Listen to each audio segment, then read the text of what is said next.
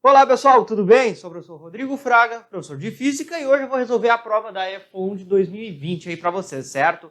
E bem, antes de mais nada, aí peço que se inscreva no canal e curta o vídeo também, para ajudar aí a gente ter cada vez mais material. E bem, dúvidas ou sugestões podem colocar nos comentários aí, ok? Lembrando que tem várias outras questões aí no canal, várias provas também feitas, videoaulas, vocês podem acompanhar, ok? Bem, vou fazer o seguinte, vou colocar a questão na tela, dar um tempo para vocês lerem, e aí após fazer a resolução, ok? Então, botando aí para vocês lerem a primeira questão, certo? Nessa questão nós temos, então, uma régua de vidro, eu não coloquei o tamanho dela, pois a questão não informa, e a haste metálica de 1 metro, ok? Bem, após o aquecimento, né, uma variação de temperatura de 300 graus Celsius, tá? É óbvio que esses dois corpos irão sofrer dilatação, né? A haste vai sofrer uma dilatação, vai ter um ΔL, que eu vou chamar ΔL da haste, e a régua também vai sofrer dilatação, certo? Bem, não sabemos o comprimento inicial, mas sabemos que entre uma medida e outra, eu vou ter sempre a mesma dilatação, né? Que, claro, a gente junta tudo e bota num extremo só. Mas cada pedacinho da régua sofre, vamos dizer assim, a sua dilatação. De forma que a gente pode supor, né, pegando a posição do 1 metro mesmo, vai ter uma também dilatação, que eu vou chamar de ΔL da régua, ok? A partir daquele 1 metro, né? O que vem depois, eu não preciso, como é que eu vou dizer assim? Eu não preciso considerar, porque, como eu disse, vem depois ali, né? Pegar só a dilatação que aconteceria até 1 metro da régua, tá? Porque é onde vai surgir a marcação. Porque neste ponto, a régua estaria marcando 1 metro. Só que, fazendo a medida deste ponto, a régua marca 1,006 milímetros. Metros, desculpa. Tá? E bem, o que acontece? Essa marcação que a régua faz é devido à diferença entre a dilatação da haste menos a dilatação da régua. Tá? Vai dar essa diferença de 0,006 metros, certo? Porque antes a régua tinha 1, agora foi para este valor, né? O que ocorre é 6 milímetros, tá? E a régua, de acordo com a régua, só que a régua também sofreu dilatação. Então, essa medida que a régua está fazendo é devido à diferença. Mas aí vai pensar, bem, então as marcações deveriam ficar mais distanciadas, né? Se eu tenho aqui 1 centímetro, após a dilatação, essa marcação ficaria maior. Só que, como a dilatação é em termos de micrômetros, né? Em termos de microns, ok? É muito pequena a ponto de eu não precisar considerar, né, a dilatação entre uma marcação e outra. Tá? Pegamos apenas o total, vamos dizer assim.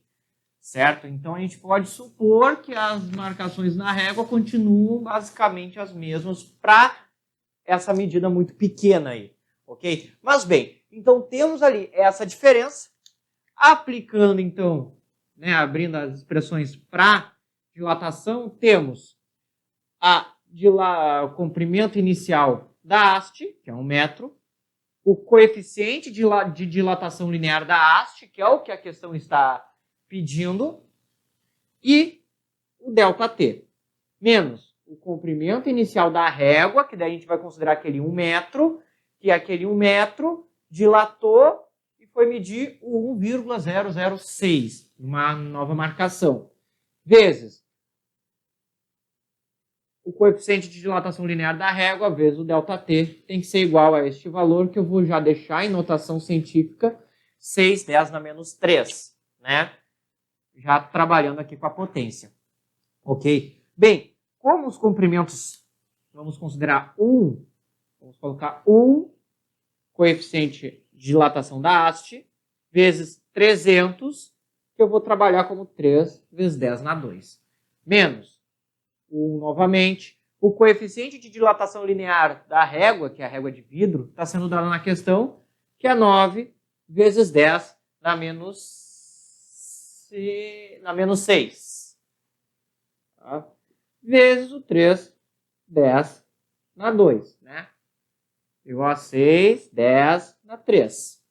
Aqui, então, vai ficar 3, 10 na 2, alfa-H, menos 9 vezes 3 dá 27. Tá? Aqui vai dar 27. 10 na menos 6, 10 na 2, fica 10 na menos 4, né? Soma menos 6 com o 2. Só que eu vou ajeitar isso aqui para ficar o quê? Um 10 na menos 3 ali, certo? Aqui eu vou aumentar de menos 4 para menos 3.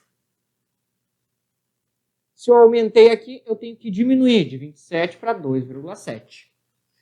Igual a 6, 10 na menos 3. Por que eu fiz assim? Para eu poder passar esse valor somando para o outro lado, né?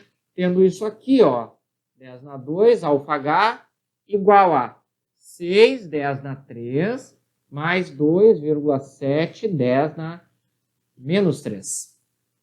Porque como agora as notações estão com a mesma base e o mesmo expoente, eu posso só somar diretamente o 6 e o 2,7.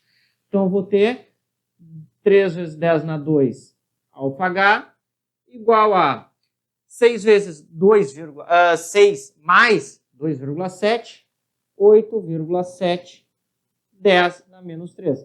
Passa esse valor dividindo para finalizar. Alfa-H então vai dar 8,7, 10 na menos 3, divididos por 3 vezes 10 na 2.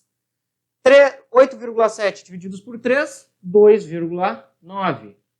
10 na menos 3 divididos por 10 na 2, mantém a base.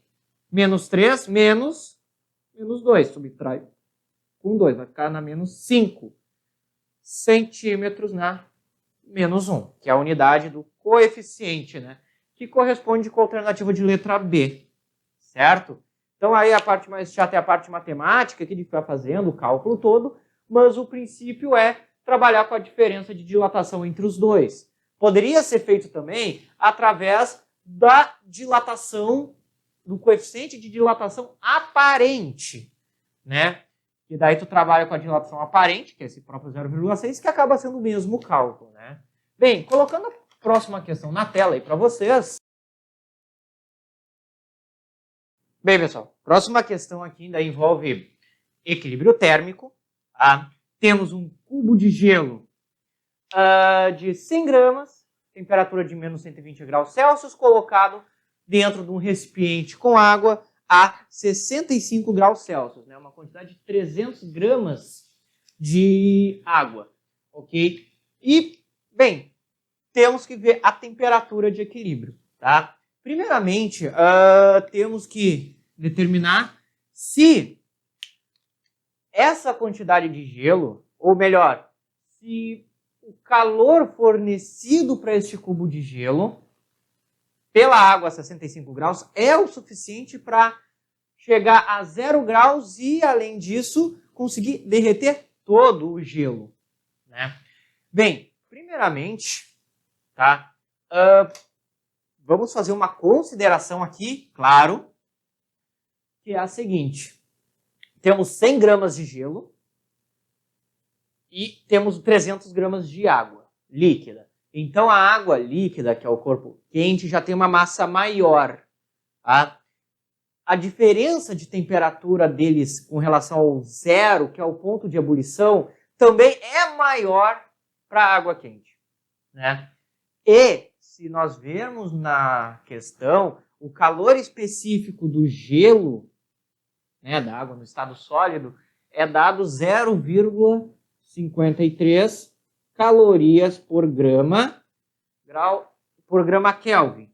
Ele dá em Kelvin, mas para trabalhar variações Celsius e Kelvin podem ser mantidos na mesma. É só para problema de caso valor absoluto. E o coeficiente da água líquida, 1 caloria por grama Kelvin.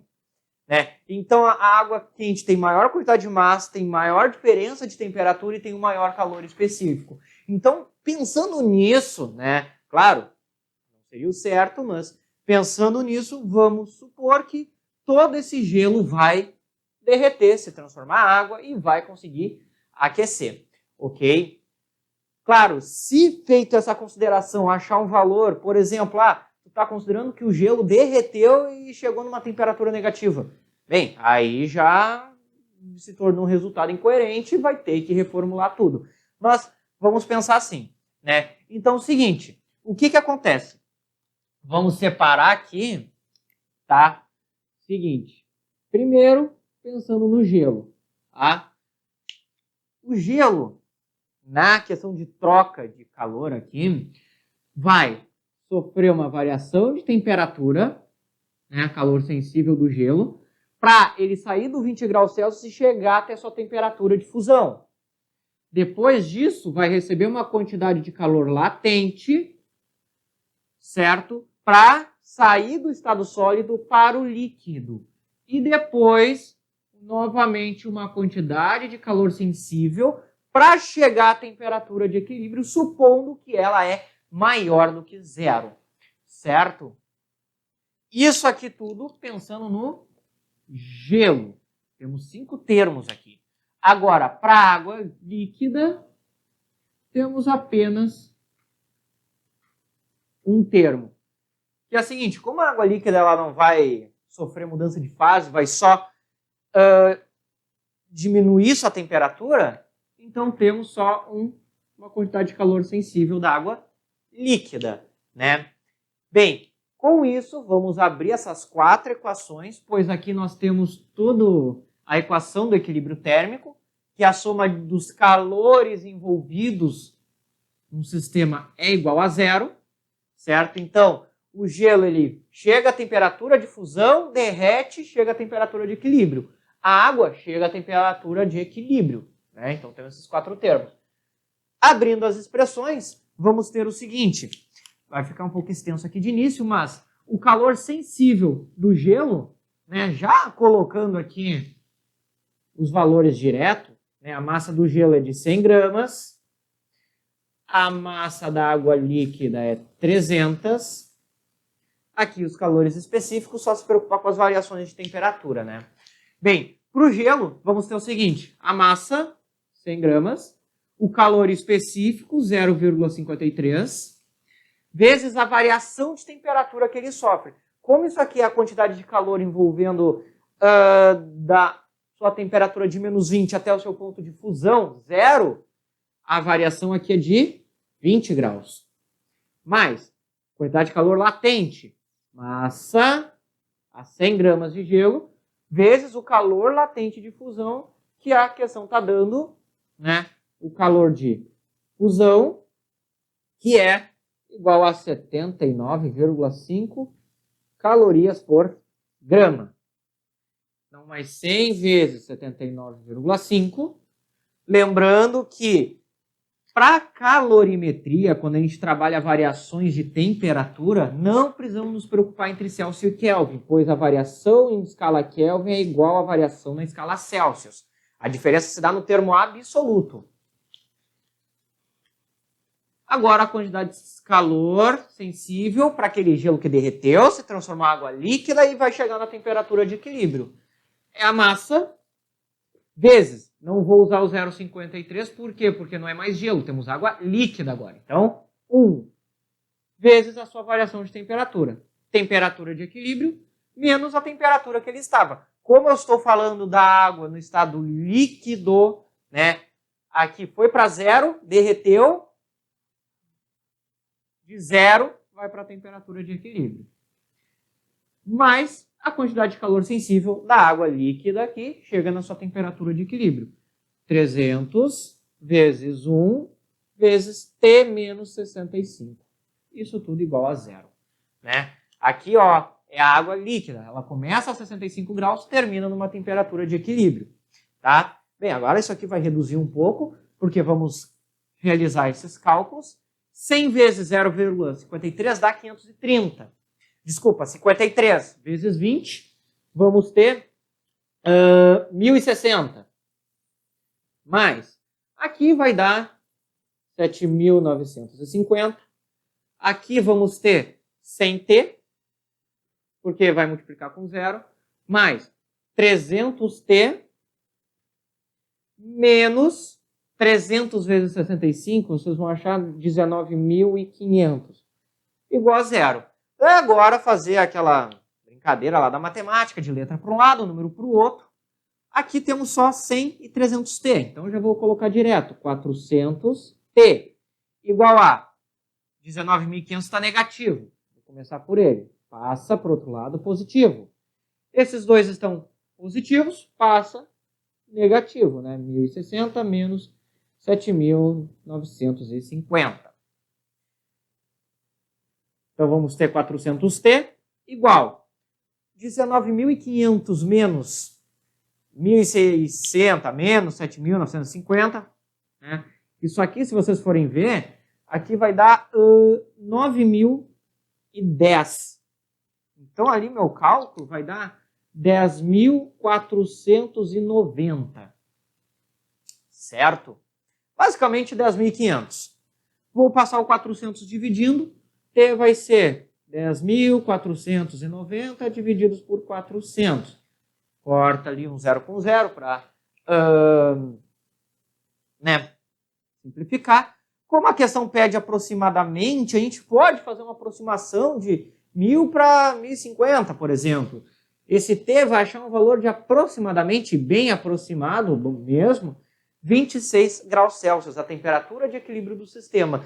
Como é um valor positivo, né, acima do 0 graus, ou seja, a água não é, o gelo não é mais sólido, né, o gelo derreteu, virou água líquida, então está condizente com a realidade, então beleza, pode ser a nossa resposta. O problema seria se esse resultado saísse negativo. Então significa que a gente teria que supor que, na verdade, a água líquida congelou. Né? Isso aí bate com a alternativa de letra D. Outro cálculo aí envolvendo bastante conta matemática, né? Mas bem, indo para a próxima aí para vocês. Bem, pessoal, uma questão envolvendo, então, as máquinas térmicas, tá? E eu tenho ali uma máquina térmica que vai obedecer o ciclo de Carnot. Ou seja, é uma máquina que trabalha sobre um regime de duas transformações isotérmicas com duas transformações adiabáticas. Tá? Ela pede para determinar qual a quantidade de calor absorvida pela máquina em 1 segundo. Né? Ou seja, ela fala a cada segundo. Basicamente está te falando de potência aí. Né? Mas o que sabemos é que o trabalho realizado por essa máquina tem que ser, né, melhor, a potência é de 200 watts. Tá? Lembrando que watts é a mesma coisa que joules por segundo. Então, o trabalho que eu tenho que fazer é um trabalho de 200 joules e tem que ser feito isso em 1 segundo. Então, vamos fazer todo o nosso trabalho dentro do intervalo de 1 segundo, que daí aquela potência vai virar um trabalho aqui para nós. Então, ele tem que, em 1 segundo, realizar um trabalho de 200 joules. Tá? O regime de temperatura, né, a temperatura da fonte fria, que eu vou chamar de T2, e a da fonte quente, que eu chamo de T1, são, respectivamente, 100 graus Celsius e 200 graus Celsius. Se a máquina está trabalhando sobre o rendimento ideal, né, pois é um ciclo de Carnot, o rendimento pode ser achado através das temperaturas. Só um detalhe muito importante é que essas temperaturas estão em graus Celsius. Como na termodinâmica trabalhamos em termos absolutos, essas temperaturas devem ser apresentadas, utilizadas em Kelvin. Né? Que bem, basta somar com 273 cada uma delas. Então vamos ter estes valores aqui. Tá? Como vemos, temos uns valores bem quebrados, tá? Mas a questão, novamente, pede aproximadamente. Quando tem essa palavra, significa que a gente pode arredondar alguns valores para nos ajudar. E como vestibular, a prova é sem consulta a uma calculadora e temos lá as alternativas, tá? Não precisamos nos preocupar em achar o valor exato, né? Nós podemos ir fazendo aproximação atrás de outra e ver qual que mais se aproxima da resposta, certo? Então, eu acabo comentando isso aqui também. Então, bem, o rendimento ideal, que vai ser o rendimento dessa máquina, tá? É igual a U menos temperatura da fonte fria, que eu estou chamando de... Opa, confundi aqui os dois. Está invertido, T2 e T1. A temperatura da fonte quente, T1, que é maior. Então, temperatura da fonte fria, T2, sobre da fonte quente, T1. Né? Vai dar um rendimento ideal, U menos 373 sobre 473. Né? Aqui uma coisa boa para vocês fazerem é aproximar esses dois valores para 380 e 480. Ou até melhor, que também vai dar certo, 400 e 500. Tá? Parece ser uma coisa bem discrepante, mas não consegue ficar ainda bem próximo da resposta. Tá? Vocês podem utilizar esse valor. Eu vou fazer com esses números mesmos aqui. Tá? O meu rendimento vai ser de 1. Essa divisão vai dar um valor aproximado de 0,79, que vai então resultar em 0,21 o rendimento. Ou, né, em porcentagem também, 21%. Tá? Achado o rendimento, nós conseguimos encontrar agora qual a quantidade de calor que eu tenho que retirar da fonte quente para conseguir gerar esse trabalho. Né? Lembrando que vai ser emitido também para o ambiente uma quantidade de calor, que eu vou chamar de quantidade de calor fria. Novamente, estou invertendo aqui os números. Aí. Certo? Então, utilizando a ideia do rendimento. O rendimento, ele é nada mais que o trabalho pela quantidade de calor retirado da fonte quente. Dá, então, a quantidade de calor retirada da fonte quente é o trabalho divididos pelo rendimento. Passa multiplicando e esse eta passa dividindo. Vou ter, então, 200 divididos por 0,21. Vocês vão achar um valor aproximado aí de 951 aqui, mais ou menos, joules. Ou seja, para eu conseguir executar um trabalho de 200 joules em 1 segundo, eu preciso retirar do ambiente 950 joules de quantidade de calor. Né? E isso a cada segundo, então, nossa resposta é a letra E. Tá? Botando então na tela a próxima questão. Pessoal, então, uma questão envolvendo força elétrica e equilíbrio estático. Tá? Vamos utilizar aquele ângulo de 90 graus, vai ser útil para nós. E bem, primeiramente, né, a questão pede para achar a massa. Primeiramente, vamos fazer o diagrama de forças aqui. E, como essas duas cargas possuem uma carga positiva, né, pois ele fala que a carga das duas esferas é de 2 microcoulomb, né, dá um sinal de valor positivo, a gente subentende, então, vai ter uma força repulsiva. Então, temos aqui uma força elétrica repulsiva que vai acontecer ambas na mesma direção e sentidos opostos, certo? A outra força é a própria força-peso, vertical e para baixo. Como as duas partículas são iguais, então podemos considerar pesos iguais, ok? E como temos a haste ali segurando elas, temos uma força de tensão aqui nos fios. Tá? Uma força de tração nos fios. Tá?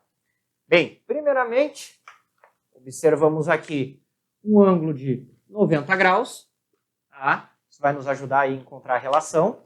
Pela simetria do problema, duas esferas iguais, duas distâncias iguais, temos um triângulo retângulo onde os catetos são iguais, né? Em consequência, estes dois ângulos também serão iguais, né? Como aqui é 90 e dentro de um triângulo eu tenho que ter 180 graus, então aqui vai ser 45 graus para cada um, né? Daí fecha lá os 180, ok? Bem, se analisarmos agora a minha figura com as três forças, né, o diagrama das três forças, a gente chega à conclusão de que a força elétrica, ou melhor, a força peso em módulo tem que ser igual à força elétrica em módulo também. Por que isso? Fazendo aqui um triângulo retângulo, temos ali a força de tração, temos, vou pegar o laranja ali e deixar na mesma cor, a força peso e também temos a força elétrica. Juntando-se, como estão em equilíbrios, as forças estão em equilíbrio estático, elas têm que fechar então uma figura, um polígono regular. Tá? Se aqui temos 45 graus, aqui também tem que ter e aqui tem 90. Então, pela simetria, veja, como os dois ângulos aqui são iguais, estes dois vetores, esses dois lados, terão de ser iguais também. Iguais em módulo. Tá? Então, com isso, já determinamos essa igualdade. A segunda coisa que a gente tem que determinar antes de abrir a expressão é a distância entre essas duas partículas. E daí, então, a gente parte lá da diagonal de um quadrado. Da diagonal de um quadrado.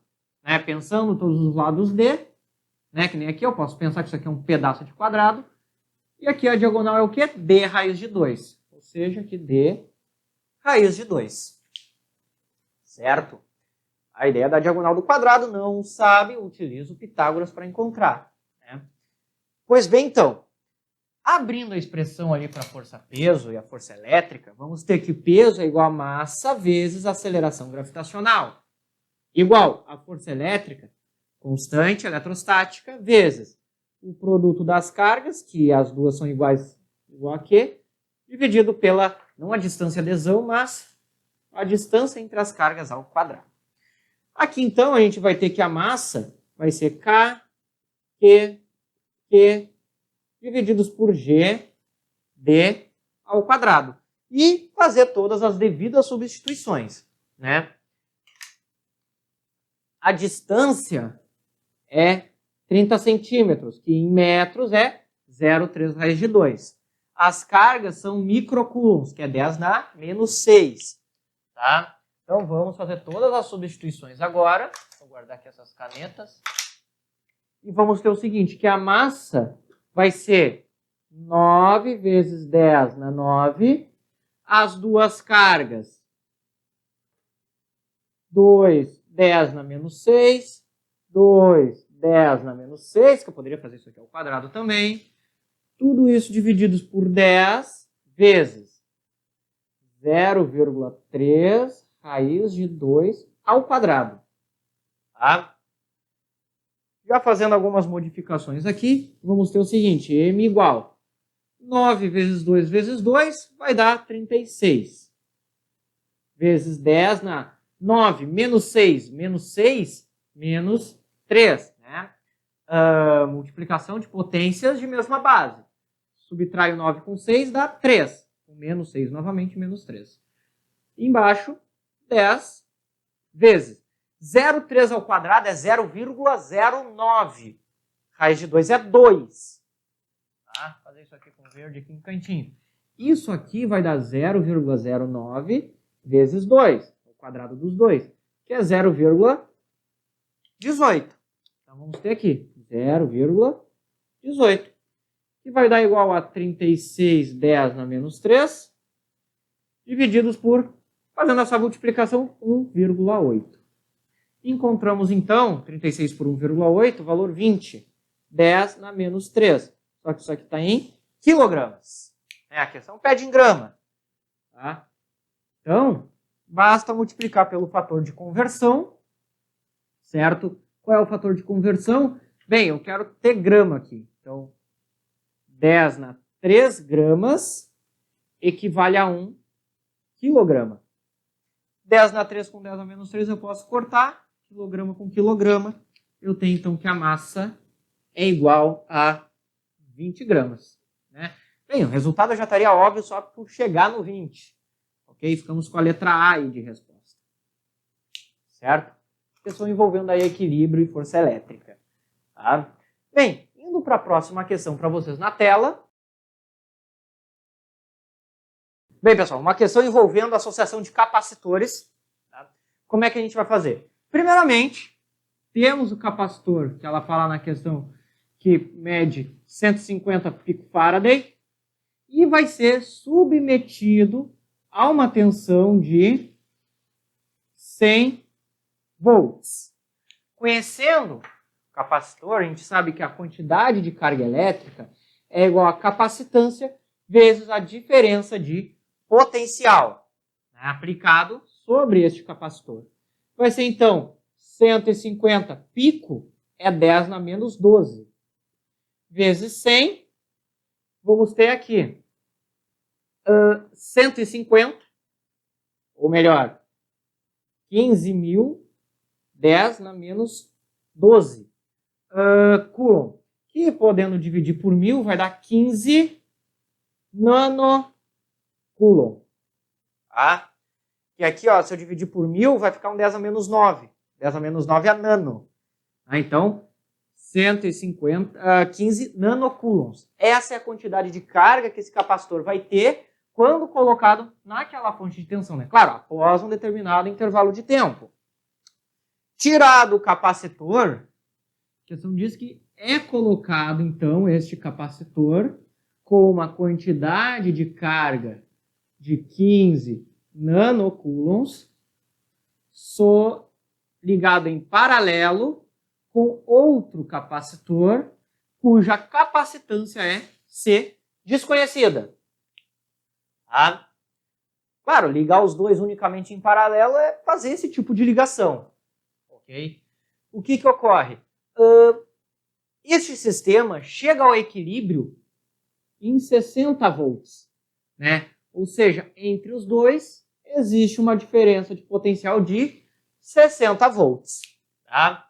E como a quantidade de carga se conserva aqui, podemos dizer que a quantidade de carga Q é igual à quantidade de carga do capacitor 1, eu vou chamar isso aqui de 1, e aqui o próprio C, né? Q1 mais QC, certo? Pois o que acontece, né? Aqui eu tenho um capacitor sozinho. Quando eu coloco junto com outro, essas cargas se redistribuem entre os dois de forma a chegarem num potencial de equilíbrio em comum. Né? É como se fosse uma lei da termodinâmica lá, a lei zero. Vamos dizer assim, né? Aqui diminui a tensão, esse aqui aumenta até chegar no equilíbrio, mas isso é através da transferência de cargas, certo? Mas é só uma analogia, tá? Então, o que nós temos? Os 15 nanocoulombs, ou 10 na menos 9, igual Q1, novo agora, que vai ser o 150, 10 na menos 12, vezes 60, mais quantidade de carga do capacitor C, que eu chamei, que é 60 vezes C. Né? 60 a diferença de potencial, C a capacitância. Ok? Bem, aqui então teremos 15, 10 na menos 9, igual 15 vezes 6 dá 90. Com esses dois zeros, vamos ter 9.000. 10 na menos 12, mais 60C. Tá? Antes de mais nada, tá? Isso aqui é 15 nanocoulombs. Este valor aqui, se eu dividir isso aqui por 1.000, ficar só o 9, também vai ser nanocoulombs, porque aqui também vai voltar para o... Né, se eu dividir por 1.000, vai ficar menos 9 aqui. Ok? Dividir esse lado por 1.000, multiplico esse. Certo? Aqui eu estou trabalhando diretamente com as potências de 10. Tá? Vou passar então subtraindo. Eu vou ter o que entre esses dois? 15 menos 9, 6 nanocoulombs igual a 60 vezes C. Fazendo então a divisão, C vai ser igual a 6 nano, que daí 6 a menos 9, divididos por 60. Aqui vai dar 0,1, 10 na menos 9. Aumento aqui de 0,1, aumento para 1, para 10, para 100. Aumentei 3 casas decimais. Tá? Diminuo 3 unidades aqui. 10 na menos 12. Ou seja, a capacitância ali que nós queremos é de 100 picofarad. Talvez o mais chato seja esse trabalho aqui, esse vai e volta entre as unidades os prefixos aqui das unidades. Né? O 10 a menos 12 com zeros transformando em nano. Daí aqui peguei o nano, transformei para o 10 a menos 9, transformei para nano. Depois eu voltei, certo? Mas temos aí a nossa resolução letra C. Tá? Então, botando a próxima questão na tela aí para vocês. Ok, então, pessoal, uma questão envolvendo circuitos elétricos. Aqui a gente pode resolver pelo método das malhas de Kirchhoff, né, as leis de Kirchhoff. Ok? Para resolver essa questão. Pede para achar o potencial E dessa fonte de tensão e a resistência R deste resistor. Certo? Bem, primeiramente, então, vamos achar o potencial E dessa fonte, tá? Mas, primeiramente, vamos determinar a corrente que passa pelo resistor de 2 ohms, certo? Como é que nós iremos fazer? Bem, veja que na figura é indicado o valor de 2 e 1 amperes, né, em cada um desses ramos, certo? O que significa que estes valores saíram deste nó. E bem, aplicando a lei dos nós, né, temos uma corrente I aqui. Essa corrente I tem que ser igual a 1 mais 2 amperes, certo? Que dá 3 amperes, ou seja, a corrente que passa pelo resistor de 2 ohms. Tá? Passa os 3 amperes, chegou nesse nó, se divide 1 e 2, certo? Essas correntes, respectivamente, vão passar pelos resistores. Tá?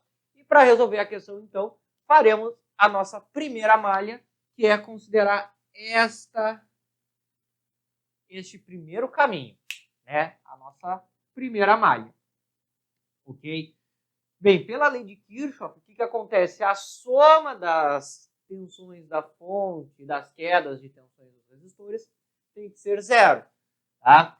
Então, a tensão no caminho menos a queda de tensão dessa fonte, que é 2 vezes a corrente I, menos a queda de tensão dessa, que é R 1 vezes 2, tem que ser igual a zero. Este I é os 3 amperes. Então, temos que E menos 6 menos 2 igual a zero. Então, E igual a 8 volts. Né?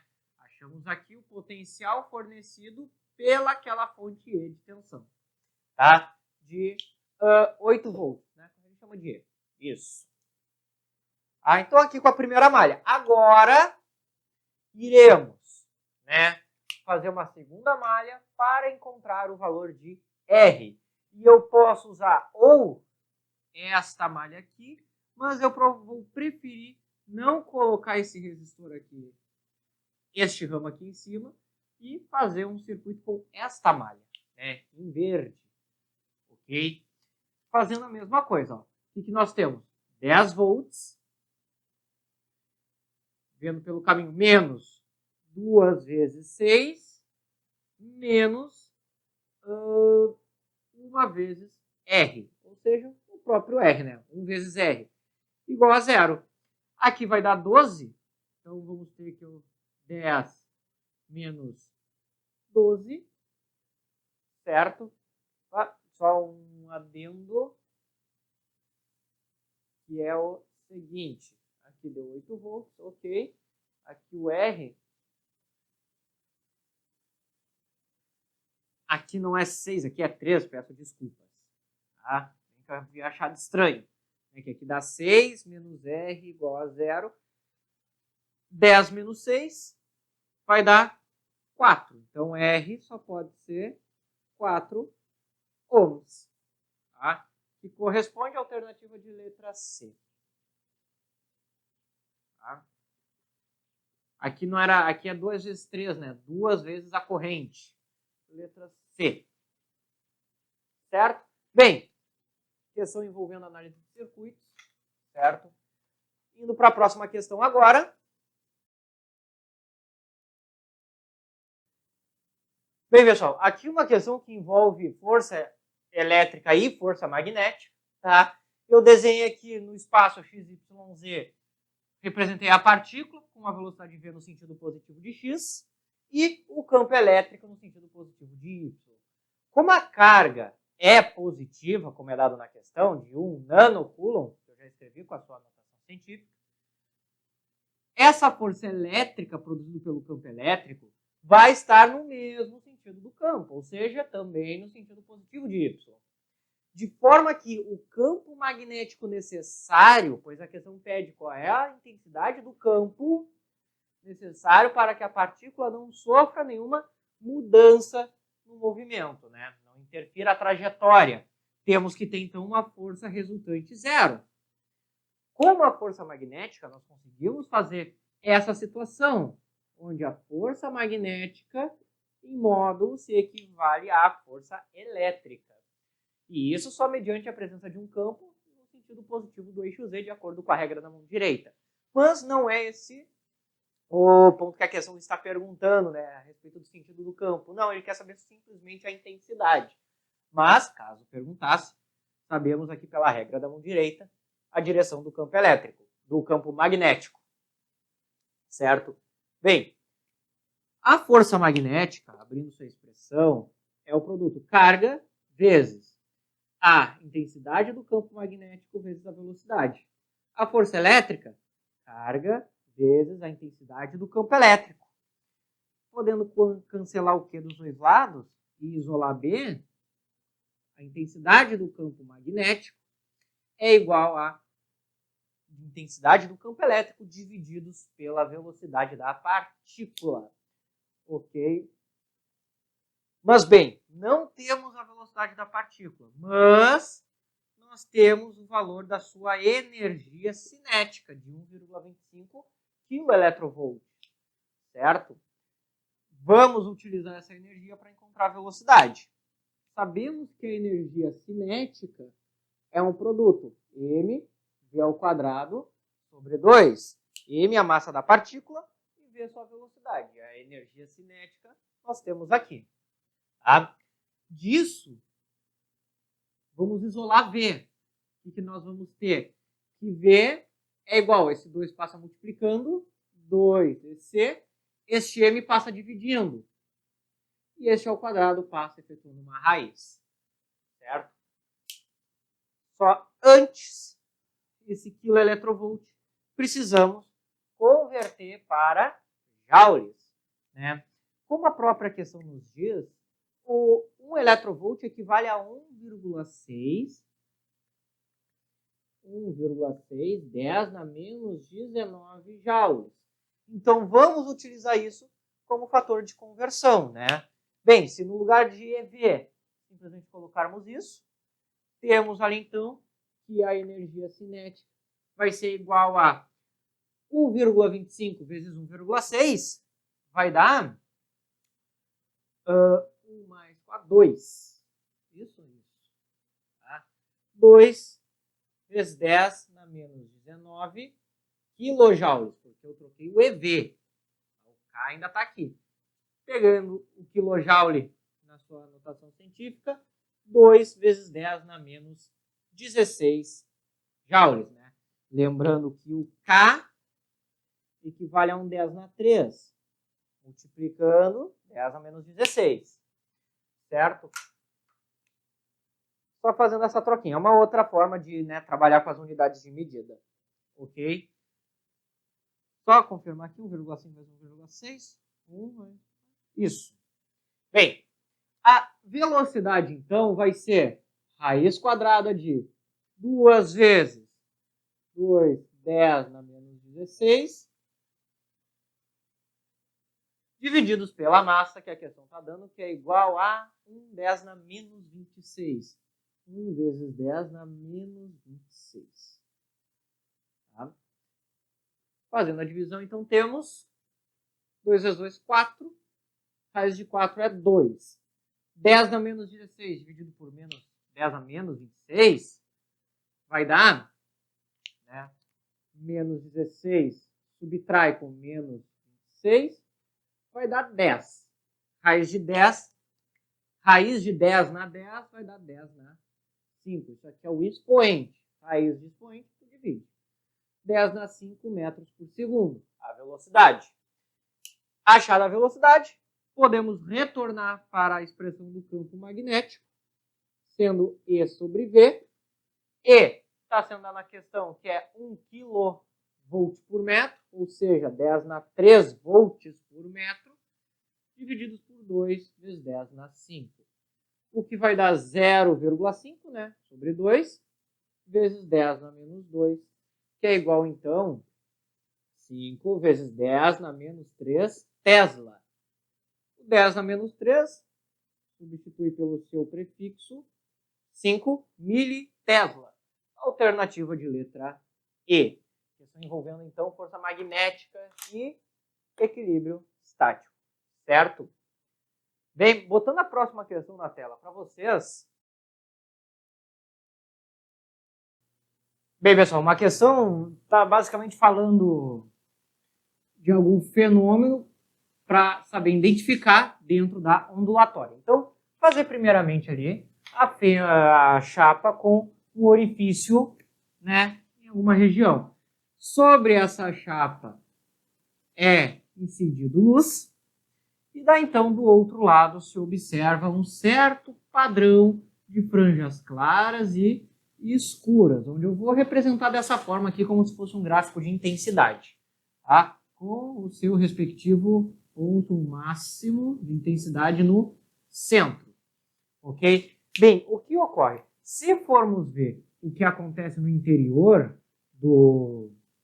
mais próximo ao orifício, temos basicamente isso aqui. Fazendo um corte transversal aí, do jeito que nós estamos vendo, temos o quê? Uma representação do que seria uma fenda, certo?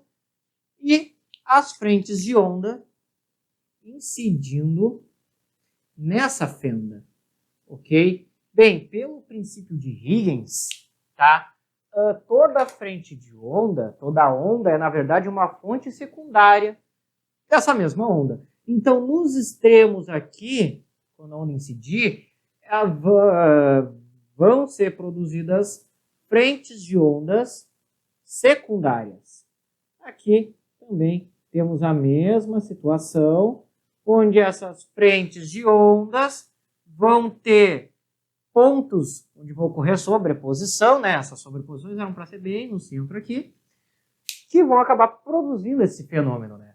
Bem, essa sobreposição de ondas é o que a gente denomina de interferência, mas, por mais que isso tenha cara de ser interferência, isso aqui é uma consequência de um fenômeno que está acontecendo antes, que é nesta fenda aqui. O que nós temos? A onda se espalhando através de um obstáculo, né? E isso aqui é o que a gente denomina de difração. Tá? Então, primeiramente vai ocorrer a difração. Depois eu tenho uma interferência. Mas a interferência aqui está sendo como um subfenômeno, ou melhor, está sendo um fenômeno secundário aí, né? O que está sendo enfatizado na questão é o porquê eu tenho este padrão devido a um orifício. Bem, um orifício causa difração, certo? Para ser interferência, eu teria que falar de alguma outra maneira, né? Por exemplo, a sobreposição de duas ondas num ponto qualquer do espaço, sem falar da questão do orifício, da luz incidente, certo? Se eu tivesse duas fendas, já teria um problema também, pois nas duas fendas ia ocorrer esse fenômeno de difração, mas entre uma fenda e outra ia ter a interferência, né? Que é o que a gente chama padrão de interferência de fração, certo? Que é um dentro do outro, ok? Mas como se salientou em um orifício, difração, letra B, certo? Questão tranquila aí para identificação de fenômenos, só esse detalhe, né, que muita gente pode confundir com interferência, mas interferência é a consequência, o que vem depois, certo? Bem, botando a próxima questão na tela aí para vocês. Bem, pessoal, aqui temos uma questão envolvendo um movimento harmônico simples, tá? Primeiramente, temos a mesa que está sofrendo uma oscilação, eu representei com uma mola qualquer, e o bloco que está sobre essa mesa com a presença de uma força de atrito, certo? Bem, supondo que a mesa está fazendo um deslocamento para a esquerda, ok? Com uma certa velocidade, o que acontece? O bloco ele vai ser puxado junto, caso não tenha deslizamento, né? Através de uma força de atrito. Por quê? Porque o atrito é uma força que está sempre em sentido oposto à tendência de deslizamento, né? Em relação à mesa. Então, se a mesa está deslocando para a esquerda, se eu for vendo um referencial na mesa, o bloco vai querer fazer o quê? Deslizar para a direita. Né? O sentido mais óbvio, vai deslizar, desliza para lá. Certo? E o atrito é contra esse deslizamento. Então, o atrito vai estar sempre no mesmo sentido do deslocamento deste bloco. Certo? E como está em MHS, né, pensando aqui a posição do centro de massa do bloco, este bloco vai oscilar em torno deste ponto de equilíbrio, cuja amplitude vai ser de 10 centímetros, como informa a questão, ok? Mas aí já passando para metros, né? 0,1 metro. Vai oscilar em torno deste ponto com essa amplitude. Temos o MHS do bloco, né? E qual é a força restauradora que age sobre o bloco? É justamente a força de atrito, porque nesse ponto, o bloco vai ser puxado, né, no extremo, a mesa vai vir para a direita. O bloco vai ser puxado para a direita pela força de atrito. Do outro lado, o bloco vai ser puxado para a esquerda pela força de atrito. Certo? Então, a nossa força restauradora, o MHS, é justamente a força de atrito. Certo? Bem, abrindo essas duas expressões, mas antes, sabemos que a força normal do bloco é a força peso, né, que é igual a mg, tem que ter a mesma intensidade, né, o mesmo módulo, pois estou num plano horizontal aqui. Então, o que eu vou ter? Que a força de atrito, que é μ mg, é igual à força restauradora, que podemos utilizar a expressão m ômega ao quadrado x, certo? E x a amplitude máxima, pois na amplitude máxima eu tenho o atrito máximo, ok? Que é o maior valor que eu consigo ter sem o bloco deslizar. Né? E quem aqui a gente vai achar? Ômega, que é a frequência angular. Para então achar a frequência. Nisso, eu posso cortar o m dos dois lados, né? E eu vou ter, passando o x dividindo, μg sobre x igual a ômega ao quadrado. Fazendo a raiz, ômega é a raiz de μg sobre x. Substituindo os valores, μ é 0,6, g é 10 e x é 0,1. Ok? Isso aqui vai dar, então, para ômega, raiz de 60, que não tem valor exato, mas podemos racionalizar, né? 60 é a mesma coisa que 4 vezes 15. Certo? O 4 tem raiz, que é 2. O 15 não tem, fica 2 raiz de 15 radianos por segundo, que é a nossa frequência angular. A questão pede frequência e tal unidade de hertz lá para mostrar isso, né? Bem, frequência angular é 2 vezes π vezes frequência. Então, nossa frequência aqui vai ser o ômega, 2 raiz de 15, divididos pelo 2π. Cortando 2 com 2, raiz de 15 sobre π hertz. corresponde com a alternativa de letra D. Certo?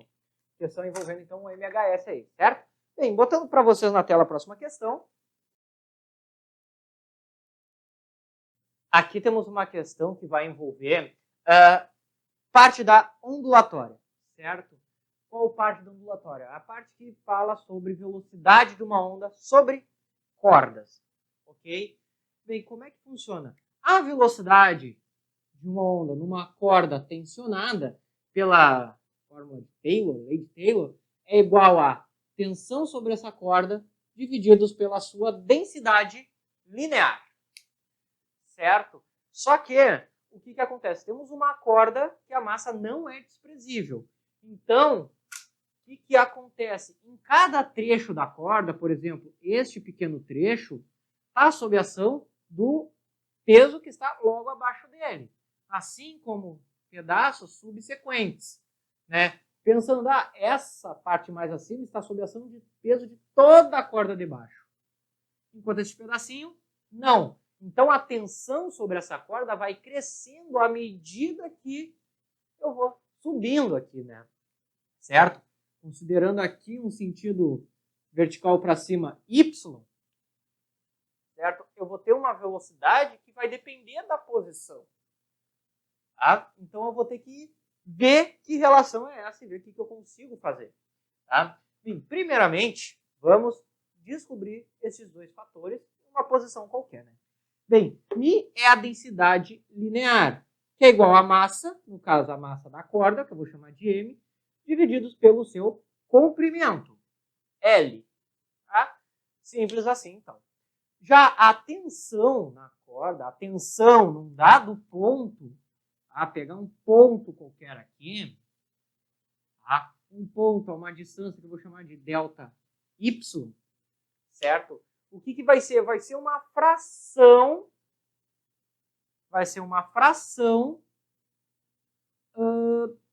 do peso total dessa corda. Né? O peso total, ok, é m vezes g. Tá? A fração do peso, que é a tensão num ponto y qualquer, é igual ao quê? É igual a o mg, o peso, vezes a fração que representa ali o comprimento da corda, delta y sobre L. O que isso aqui é? A fração da corda que eu estou considerando. Né? Por exemplo, se esse aqui está no ponto L sobre 2, metade, então eu tenho metade do peso. Ok? Um terço do peso, porque eu vou considerar o que está logo abaixo dele. Né? Eu tenho essa importância aqui. Por isso que eu coloquei esse valor. Essa divisão aqui é para, na verdade, eu pegar uma fração. Ou tu pode resolver isso pela regra de 3. Né? Para L, eu tenho mg. Para um ty qualquer, eu tenho isso aqui. Vai ter um x que daí tu acha lá. Ok? Então, eu tenho a tensão num ponto qualquer da corda, assim como tem a sua densidade linear. Substituindo esses dois termos na equação aqui acima, vamos ter que a velocidade é igual a raiz de t, ou seja, mg delta y sobre L, divididos pelo μ. Só que μ está abaixo, vou ter uma divisão de fração. Então, já vou multiplicar pelo seu invertido. Vou ter isso aqui, né? Bem, eu posso cancelar m dos dois lados, em cima e embaixo, assim como L.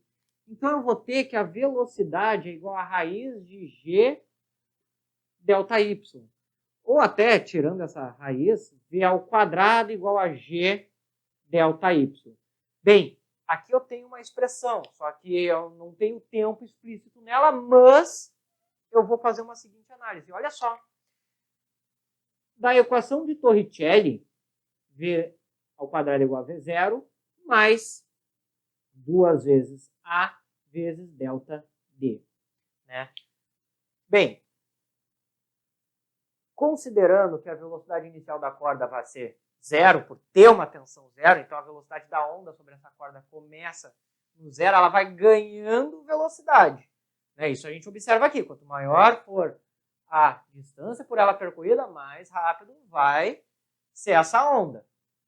ok? De acordo com a tensão. E isso aqui está muito dentro da expressão de Torricelli, porque se eu retirar esse V0, eu vou ter, ó, V quadrado igual um ΔD, que é o ΔY, e 2A, que é o G. Então, olha só, através disso eu encontrei a aceleração sofrida por aquela onda nessa corda, onde o valor G é igual a 2 vezes A. Então, A só pode ser G sobre 2, certo? Porque eu vou fazer isso agora para determinar, através da equação da MRUV, da posição, certo? O que a equação da MRUV diz? Que a distância percorrida, que nesse caso eu vou chamar de ΔY, é igual a aceleração vezes tempo ao quadrado sobre 2. Tenho A, tenho ΔY, que é o L, e vou achar o T, ok? Olha só, o ΔY, a distância percorrida, é igual a L. O A, G sobre 2, que daí multiplica com esse, fica sobre 4. Passando o 4 e o G para o outro lado, eu vou ter 4L sobre G igual a T ao quadrado. Efetua a raiz de todo mundo. Raiz de 4 é 2. E ali eu vou ter L sobre G. Tá? Corresponde com a alternativa letra C. Certo? Né? Isso aqui é muito importante conhecer as equações da MRUV, pois assim, tu conseguindo comparar elas, certo? Que muitas vezes acontece, tu acha grandezas necessárias ali. Neste caso, achamos a aceleração para aplicar em outra expressão, né? Lembrando que eu fiz isso aqui dessa razão, pois a massa da corda não é desprezível. Se fosse uma massa desprezível, bem, a tensão seria a mesma em todos os pontos da corda, a equação é essa e acabou. Mas não é o que acontece, certo? Bem, botando a próxima questão na tela aí para vocês.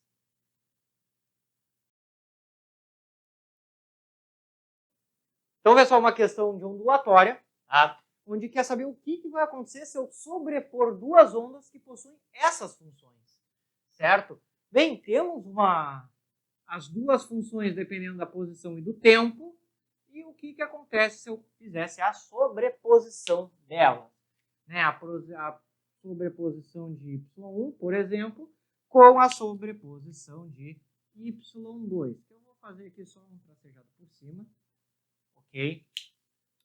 Eu vou colocar os dois exatamente no mesmo ponto. O tempo igual a zero, as duas expressões vão dar exatamente o mesmo resultado, tá? Para qualquer posição. O problema é que um é mais 3t e outro é menos. O que significa? Que esta onda mais 3t se desloca assim, para a esquerda, enquanto essa se desloca para a direita. Né? Temos duas ondas iguais que se andam em sentidos opostos. Então vamos ter interferências aí, certo? Mas aí vai ser interferência destrutiva, toda construtiva, vamos ter onda estacionária, vamos ter frequências diferentes. Como é que faremos? Bem, primeiramente, vamos fazer a soma dessas ondas, né? Para descobrir a onda resultante, Y resultante, é igual a Y1 mais Y2. Bem, conhecendo a soma dos cossenos, tá? Y1 vai ser A vezes cosseno de A, cosseno de 2x, vezes o cosseno de 3t, mais, então aqui é menos, seno de 2x, seno de 3t. Y2, exatamente a mesma expressão, A vezes cosseno de 2x, cosseno de ômega t, só que daí agora é mais seno de 2x, seno de 3t. Né? Fica uma coisa bem extensa, mas vemos que aqui tem menos e aqui tem mais. Então podemos cortar, né, esse seno 2x mais t. Ok? Sobrando A cosseno de 2x, cosseno de 3t. Opa, aqui eu botei ômega t, é 3t, desculpa. E daí é só fazer o somatório. Então, o y resultante vai ser o quê? 2 vezes A cosseno de 2x vezes o cosseno de 3t. Como é que funciona isso? Temos uma componente que muda com a posição e uma que muda com o tempo, ok? O mais importante é observar este que muda com a posição, pois em pontos onde o x seja, ou melhor, 2x seja um múltiplo de π, certo? Minto, um múltiplo de π, ou nem um múltiplo, na verdade seja 90 graus, 270, certo? Seja valores que o cosseno der zero, tá? Isso aqui vai indicar a amplitude resultante. E aqui a minha onda, né? Bem, essa amplitude ela depende da posição. Então, no meu gráfico, olha só para explicar, x por y, eu vou ter posições exatas onde a amplitude é sempre zero. E nessas posições, né, em t igual a zero, x igual a zero, eu vou ter um valor 2a. Tá? Então, eu vou ter regiões onde eu tenho a amplitude sempre nula. E a oscilação acontecendo entre um ponto e outro desses. Né? O que acontece? O que eu tenho aqui é, na verdade, uma onda estacionária. Né? Certo? O que é uma onda estacionária? É uma onda que vai variar no tempo e no espaço, só que tem pontos fixos. Certo? A gente corresponde dessa maneira. Né? Vai ter sempre um x, né? Aqui 2x tem que ser igual cosseno de zero, cosseno de 90, cosseno de 3π sobre 2. Então, n π sobre 2, com n tendo que ser um número ímpar. Né? 1, 3, 5, 7. Então, x vai ser as posições n πn sobre 4. N um número ímpar. Então, aí aqui teria, por exemplo, π quartos. Aqui, 3π quartos. Posições fixas. Né? Mas, bem, temos aí uma onda estacionária alternativa de letra E. Claro, pensando no encontro de ondas cujas características são as mesmas, mas só muda o sentido de propagação, eles pensaram numa onda estacionária, né? Certo? Bem, colocando aí a próxima questão na tela para vocês. Bem, pessoal, a próxima questão é uma questão envolvendo MRU, tá? Questão mais simples, certo? Que fala sobre o corredor Lewis Hamilton, que completou 53 voltas num tempo de 1 hora, 16 minutos e 54 segundos, certo? E pergunta aqui, se ele mantendo essa mesma velocidade, a média, feito para completar essas 53 voltas nesse tempo, ele corresse durante um tempo de 2 horas. Aqui eu vou chamar de T0 e aqui vou chamar de número de voltas, vou chamar de um X0. Quanto ele completaria a mais se fosse em 2 horas, né? Claro, temos aqui um número muito quebrado, certo?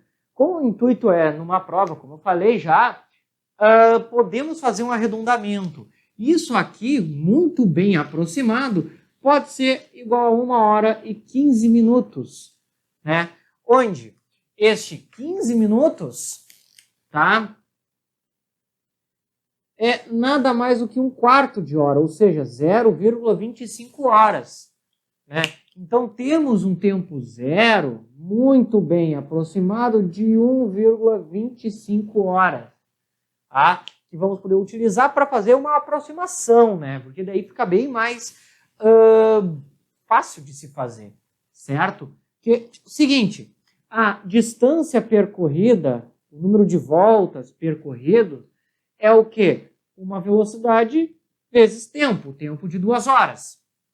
Só que essa velocidade que ele levou, a velocidade com que ele percorreu, certo? É o quê? 53 voltas divididos por 1,25 horas. Né? E perceba aqui que a unidade de velocidade ficaria como voltas por hora. né? Não sendo, então, necessário, tá? Não sendo necessário o quê? Eu tenho que utilizar aquele valor quebrado, que ele dá também de 5,79 quilômetros, certo? Eu posso estimar uma velocidade em voltas por hora, voltas por segundo, como eu quiser, né? Até porque a questão está pedindo uma resposta em voltas, ok? Então, o que eu posso fazer? Utilizar essa expressão para V aqui em cima e dessas duas expressões tem o seguinte, que o número de voltas que ele vai fazer em 2 horas, faria em 2 horas é 53 divididos por 1,25 vezes 2. Né? Aqui vai dar 106 divididos por 1,25, fecha 80.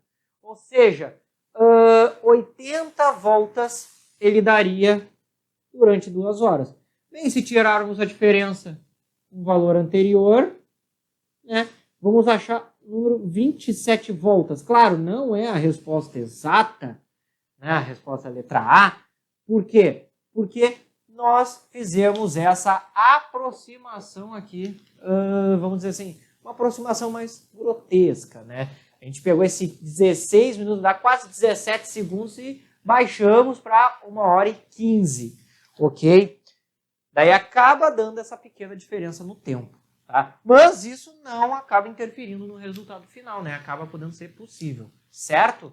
Vou deixar aí letra A para vocês, colocando então a próxima questão na tela. Bem, aqui uma questão um pouquinho mais complicada, envolvendo torque e equilíbrio estático, certo?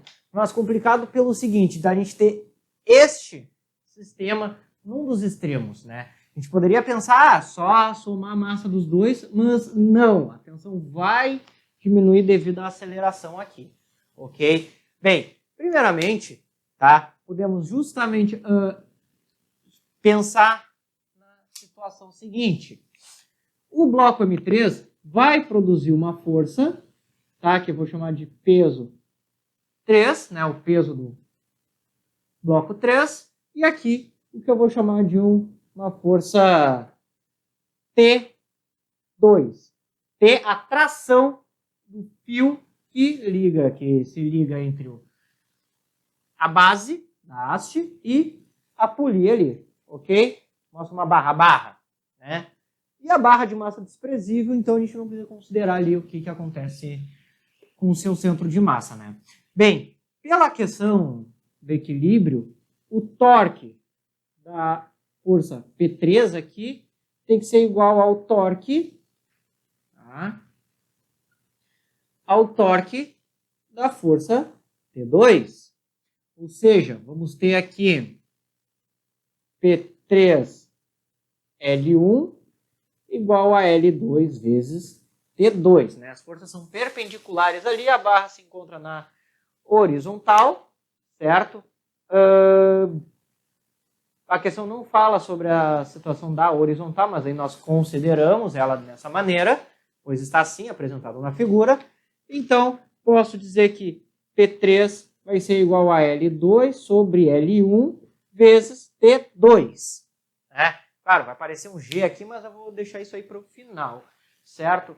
Então, temos ali já uma razão L2 por L1, ok? Nos ajuda a interpretar, eliminar algumas alternativas. Temos que encontrar T2. Vamos para esse sistema aqui, fazendo uma ampliação do que está acontecendo. Temos o seguinte, temos a polia, temos a massa M1 e temos a massa M2. Tá? Bem, devido a essas interações, veja, T2 eu vou mostrar aqui, que é a força sobre a polia, que é a mesma que aplica, e, em consequência, pelo par ação e reação, aqui temos duas forças T de tração simples, que é o que vão puxar os respectivos blocos, né? Temos ali um esquema de forças agora todo montado, certo? Vou colocar esse M2 aqui do lado. De forma que podemos ver que para a polia, certo? Para a polia, tá? Que neste caso vai estar em equilíbrio, quem não está em equilíbrio são as massas, e é aí que está o problema, tá? Que essa força T2 é igual a 2 vezes aquela força de tração, em módulo, que é a tração sobre cada um dos blocos. Então, eu achando a tração no bloco em função das massas, eu jogo aqui e venho para cá, né? Pois aqui, ó, já conseguimos, né, traçar uma nova situação, certo? Fazer assim, ó, 2T vezes aquela razão L2 por L1, né? Que vendo as alternativas, aquela razão se encontra depois, né? Então, bota para o outro lado, né? Já que é uma multiplicação, não interfere a ordem.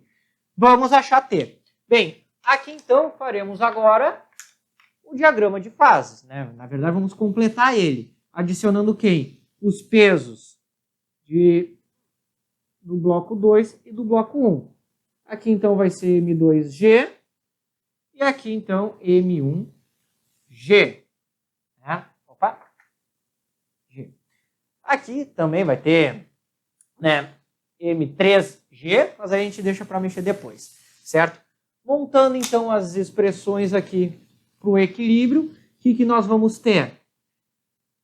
Aí a gente pode considerar um movimento para qualquer direção. Eu vou considerar, como é intuitivo ali, senso comum, como o M2 está mais embaixo, eu considerei nessa direção aqui. Mas se tu inverter a direção, vai achar exatamente a mesma resposta, não tem problema tu considerar quem é maior que quem. Tá? Bem, vamos fazer o seguinte então.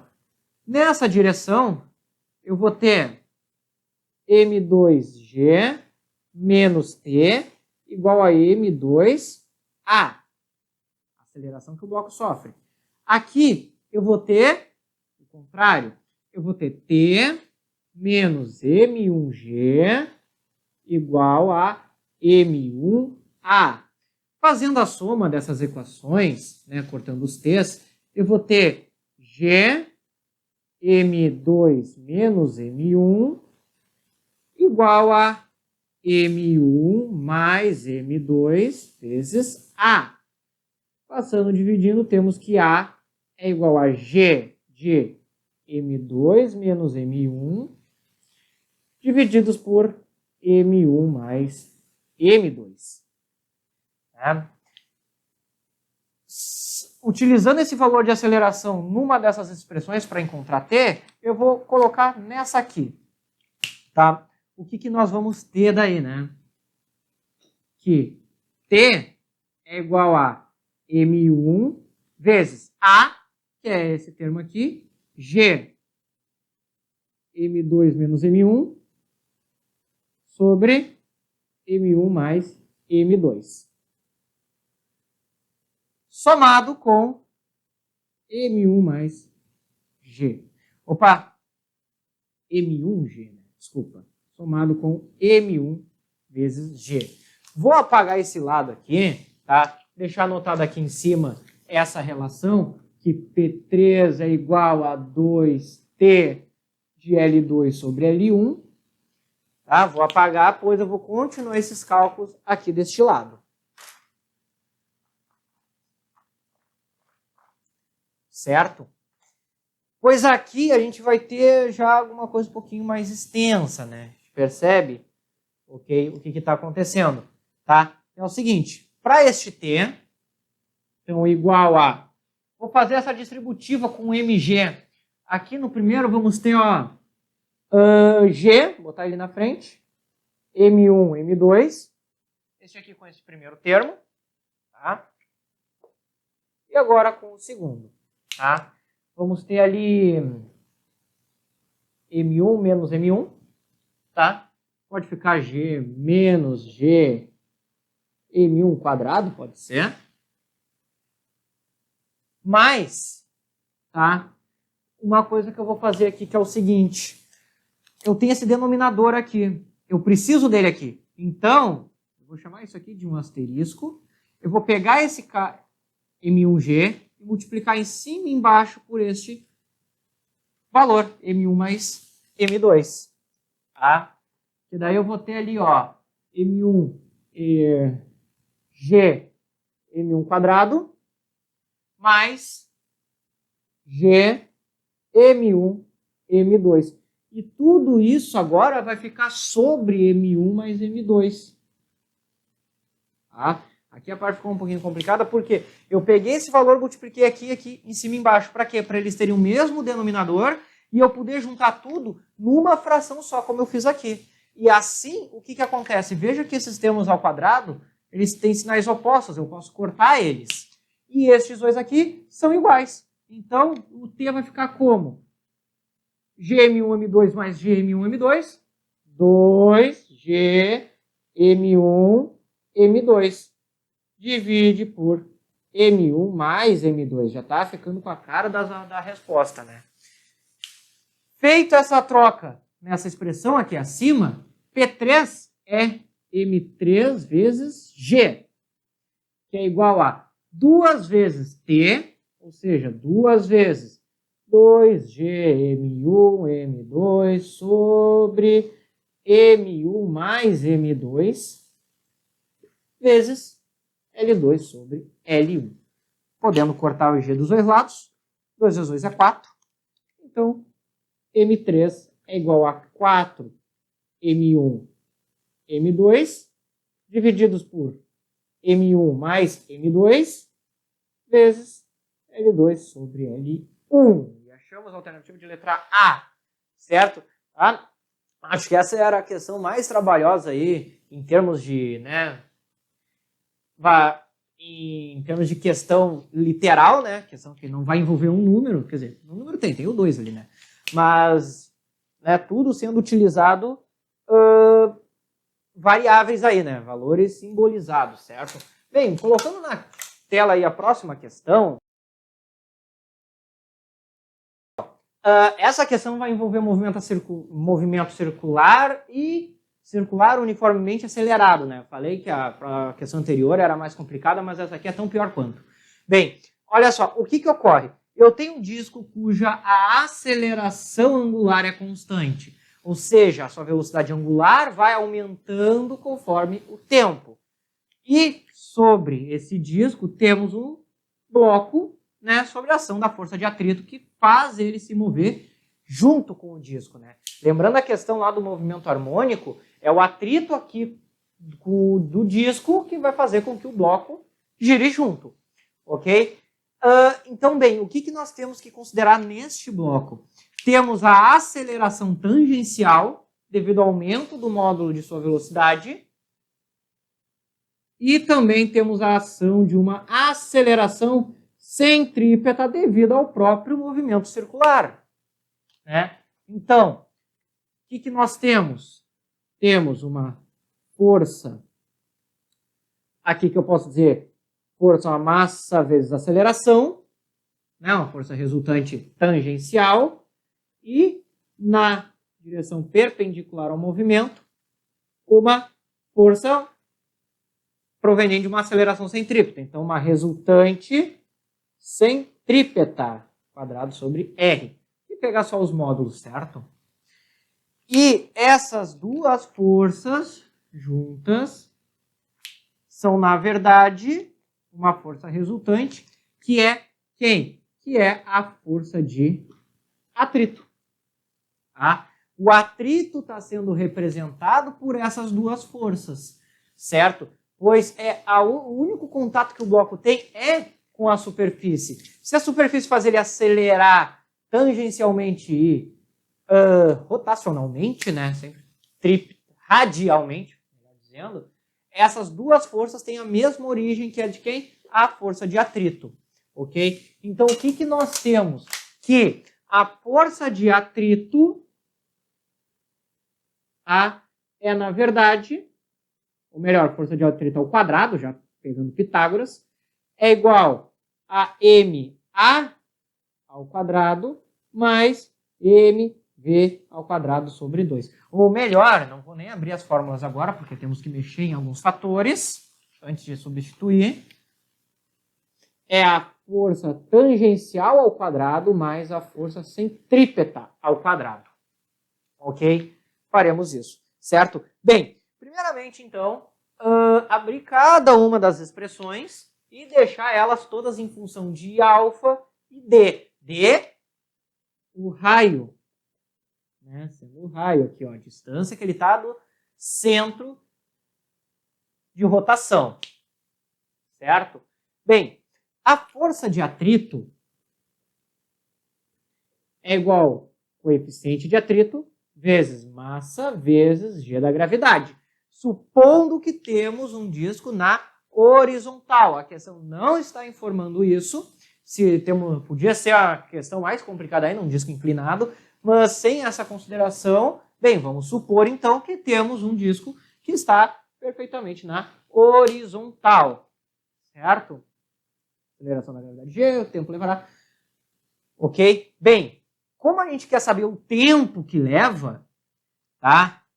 O disco começar a deslizar, bem, ele vai começar a deslizar quando a força de atrito for exatamente igual ao seu valor máximo. Lembrando que o atrito responsável para colocar o disco em movimento é o atrito estático, que ele é menor ou igual ao seu coeficiente vezes o que seria a força normal aí, né?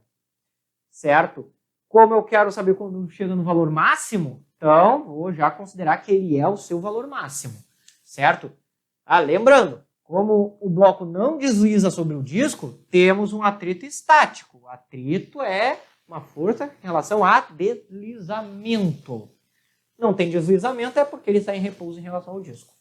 Ok? Bem, a força tangencial, vai achar por massa vezes aceleração, só que essa aceleração é a aceleração tangencial. Nós não temos ela, mas daí vem da dinâmica de rotações que a aceleração tangencial é igual à aceleração angular vezes o raio da circunferência, que nesse caso é a distância d.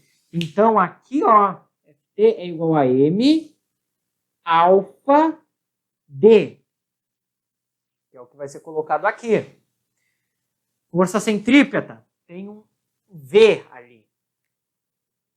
V, pessoal, é igual a aceleração vezes tempo. Pensando que o corpo está em repouso, parte do zero, então a velocidade vai ser aceleração vezes tempo. Mas, como mostrei aqui em cima, temos alfa d vezes t. E isso vai ser elevado ainda ao quadrado, né? Então, o que nós temos para força centrípeta? A componente que é centrípeta ali. M, o V ao quadrado, que é este termo aqui. Então, alfa dt ao quadrado. Tudo isso divididos pelo D. Bem, como eu tenho um D aqui, com um aqui em cima, eu posso simplificar e vou ter isso aqui, ó. MD de alfa t ao quadrado. Então, eu tenho todas as minhas expressões que eu preciso. Tá? Só que aí agora o outro problema vai ser qual? Jogar isso tudo aqui em cima. Tá? Bem, fazer aqui ao lado. Olha só. Primeiramente, M. Vou botar o M na frente. G ao quadrado igual. Força tangencial. M alfa d ao quadrado. Mais, aqui, vamos ter m d, vou botar um colchetes aqui agora, alfa t ao quadrado, isso ao quadrado. Tá? Bem, temos aí uma expressão, veja, uma coisa que dá para fazer, não vai ajudar muito, mas é cortar o m de todos os termos, certo? O que nós iremos ter aqui agora? Queremos encontrar o tempo que leva para esta situação acontecer, quando as forças tangenciais e centrípetas forem iguais, né? No caso, a soma dos módulos dos vetores for igual à minha força de atrito máxima. Então, eu já vou colocar, na verdade eu vou reescrever isso aqui para não gerar confusão. Vamos ter ali, ó, μg ao quadrado igual alfa d ao quadrado mais. Aqui eu vou colocar d ao quadrado e alfa t na quarta potência. Certo? Pois tem aqui, ó, d ao quadrado, d ao quadrado. Alφt ao quadrado, alφt ao quadrado ao quadrado, na quarta. Passar esse alφd para o outro lado subtraindo. Vamos ter, então, μg ao quadrado menos alφd ao quadrado igual a d ao quadrado, alφt na quarta. Esse d, eu vou dividir os dois lados, né? Veja, então, que d ao quadrado vai ficar aqui dividindo. Eu posso colocar μg sobre d. Como todos estão ao quadrado, posso colocar num único termo quadrático. Certo? Já está começando a ficar com uma carinha de resposta. Já dá para ver que está entre a d e a e. Bem, pelo sinal de menos, tu já se joga na letra d e acabou. Certo? Mas vamos seguir fazendo. Esse d ao quadrado vai dividir aqui também. Como está dividindo, ó, d quadrado com d quadrado, vai sobrar só o alfa ao quadrado. Igual a, já vou fazer essa distributiva, ó, alfa na 4, t na 4. Esse alfa vai passar, novamente, dividindo. Só que o alfa, eu posso muito bem encarar o alfa na 4 como alfa na 2 vezes 2, certo? Porque daí eu vou jogar ele aqui, o que eu vou ter, né? Eu vou ter um alfa na 2, que eu posso jogar aqui dentro. Né? Vou ter isso aqui, ó. μg sobre d, alfa ao quadrado, tudo isso ao quadrado, né? Que daí, ó, o que é alfa ao quadrado ao quadrado? Alfa na 4, certo? Que é o que eu fiz aqui. Peguei esse cara, trouxe para cá, daí como todo mundo tem ao quadrado, coloca tudo dentro do mesmo. Mas como sobrou, esse ao quadrado vai ali junto. Esse vem para cá, eu vou conseguir cortar um com o outro. Vai ficar 1 sobre alfa ao quadrado. Porque aqui embaixo, ó, eu vou ter o quê? Alfa na 2 na 2. Corta, corta, alfa ao quadrado. Aqui a mesma coisa, alfa na 2 na 2, junta um dentro do outro. Igual a t, como é t na 4, eu passo para o outro lado, fazendo o que seria a raiz quarta. Só que a raiz quarta pode ser interpretada como um expoente fracionado. Então temos isso, que o tempo até que o bloco de Riese é esse cara aqui. E é realmente ali a letra D. A única diferençazinha que aqui eu inverti, mas é multiplicação, a ordem dos fatores não altera o produto. Temos aí a letra D como resposta, certo, pessoal? Ah, questão complicadinha também, né? Tem que trabalhar com bastante letrinha para lá e para cá. Mas bem, vamos indo para a próxima questão. Bem, pessoal, aqui uma questão envolvendo o efeito Doppler, tá? Eu fiz aqui uma representação, tá, da garota no balanço, segurando o diapasão, e a outra correndo, certo? Bem, primeiramente ele pergunta qual é a maior frequência possível que pode ser escutada. Bem, a maior frequência é quando as duas, primeiramente, têm a maior velocidade e a maior velocidade relativa de aproximação. Né? Aqui velocidade da fonte, aqui velocidade do observador, certo? E esse é o momento que daí, se a fonte está se aproximando, a tendência da frequência é aumentar para o observador. E se o observador se aproxima, a mesma coisa, né? É um movimento relativo aí, ok? Relativo ao meio, certo? Bem, conhecendo a expressão do efeito Doppler, tá? A frequência observada por ela é igual à frequência da fonte emitida pelo diapasão vezes. Aí temos a direção, a orientação Doppler, que é do observador para a fonte, que daí seria, né, a orientação positiva, certo? Então vamos ter aqui a velocidade do som mais ou menos a velocidade do observador, neste caso, mais, na orientação positiva. Divididos pela velocidade do som, ó, orientação oposta, menos velocidade da fonte. Tá? Isso aqui é o que nós temos, certo? Bem, temos a velocidade do observador, que é os 2 metros por segundo, que é dito na questão, mas não temos a velocidade da fonte. Mas, por conservação de energia, conseguimos encontrar.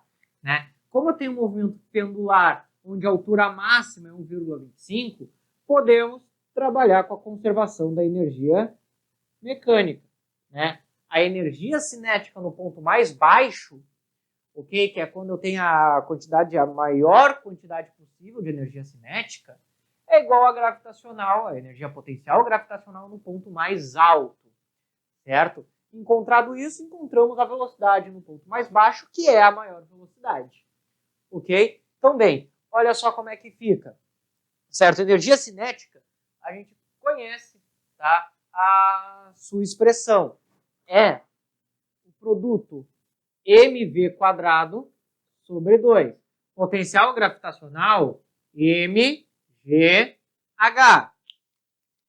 Cortando-se as massas e isolando V, temos o seguinte, que V é igual a raiz de 2gh.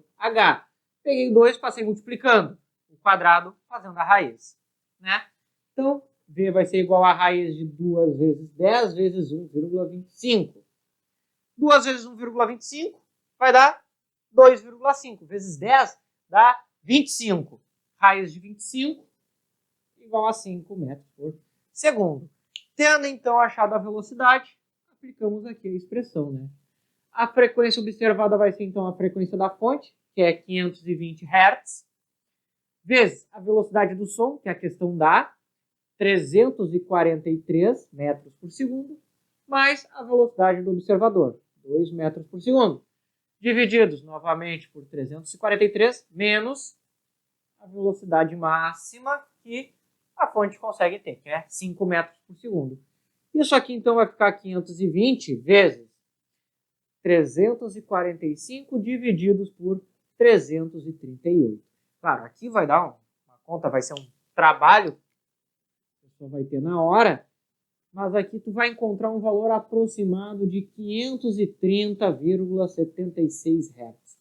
Claro, como a gente vai trabalhar com arredondamento, né, algarismos significativos, fica então 531 Hz. Ah, tá acima do meio. Ok? Alternativa de letra A. A questão envolvendo efeito Doppler, certo? Bem, colocando na tela a próxima questão.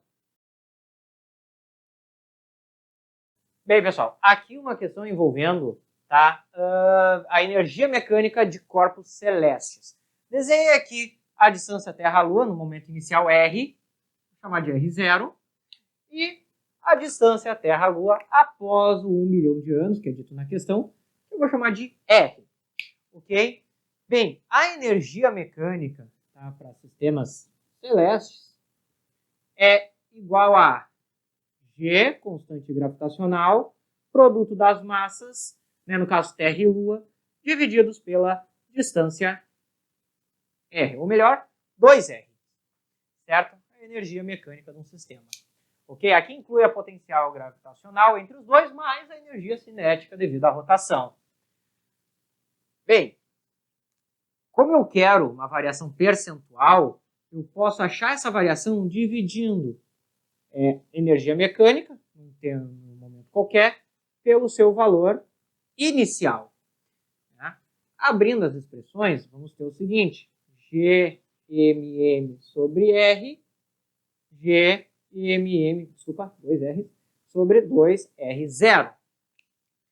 Podendo cortar todos os termos praticamente, sobrando só R e R0, vamos ter o seguinte, ó, R0 sobre R. Tá? Aqui temos 1 sobre R e 1 sobre R. 0. Né? Multiplica pelo invertido, né? Vai dar uma divisão de fração aí. Ok? Bem, nisso, temos que simplesmente encontrar o valor de R após aquele tempo, 1 bilhão de anos. Né?